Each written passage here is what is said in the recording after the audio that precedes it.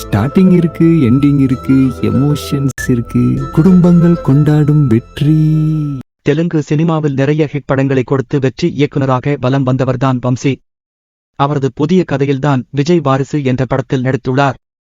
இப்படம் கடந்த ஜனவரி 11ஆம் தேதி படுமாசாக வெளியாகி ரசிகர்களால் கொண்டாடப்பட்டு வருகிறது. ரூபாய் 80 கோடி பட்ஜெட்டில் தயாரான இப்படம் இதுவரை தமிழகத்தில் மட்டுமே ரூபாய் 73 கோடி வரை வசூலித்துள்ளது. அதிலும் வெளிநாடுகளில் படத்திற்கான வசூல் வேட்டை செமையாக நடக்கிறது என்கின்றனர். இந்த படத்தில் நிறைய காட்சிகள் டெலீட் செய்யப்பட்டுள்ளதாம். அந்த காட்சிகள் என்னென்ன என்பதை இயக்குனர் வம்சி ஒரு பேட்டியில் கூறியுள்ளார். அதில் அவர் பிரகாஷ் ராஜ், சரத்குமார் ஃபிளாஷ்பேக், பிரகாஷ் ராஜை அலுவலகத்தில் சந்திக்கும் விஜய் காட்சிகள், குஷ்புவின் 17 நிமிட காட்சிகள், கிளைமேக்ஸ் பிறகு பிரகாஷ் ராஜ் சரத்குமார் காட்சிகள் டெலீட் செய்யப்பட்டனவாம். வாரிசு படத்தின் கதை, இறக்கும் நிலையில் இருக்கும் தந்தை சரத்குமார் தனது பிசினஸை கவனித்துக் கொள்ள இளைய மகனான விஜயிடம் உதவி கோருவதைச் சுற்றி வருகிறது. மகனான விஜய் தன் தந்தையின் கடைசி ஆசையை எப்படி நிறைவேற்றி குடும்பத்தில் இருந்து பிரிந்த தன் 2 மூத்த சகோதரர்களை எப்படி சீர்திருத்தினான் என்பதையே முழு படமும் எடுத்துச் சொல்கிறது.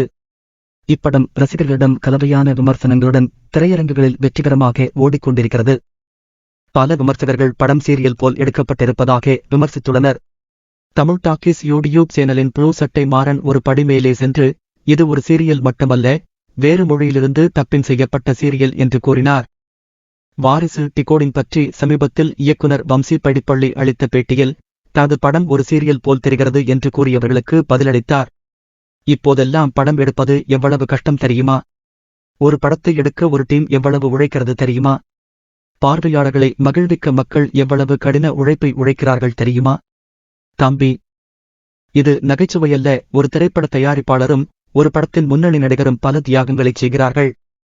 தளபதி விஜய் ஒவ்வொரு படத்திற்கும் கடினமாக உழைக்கிறார். ஒவ்வொரு பாடலுக்கும் ஒத்திகை பார்த்து கேமரா முன் ஒரு டயலாக் சொல்லும் முன் பயிற்சி செய்கிறார்.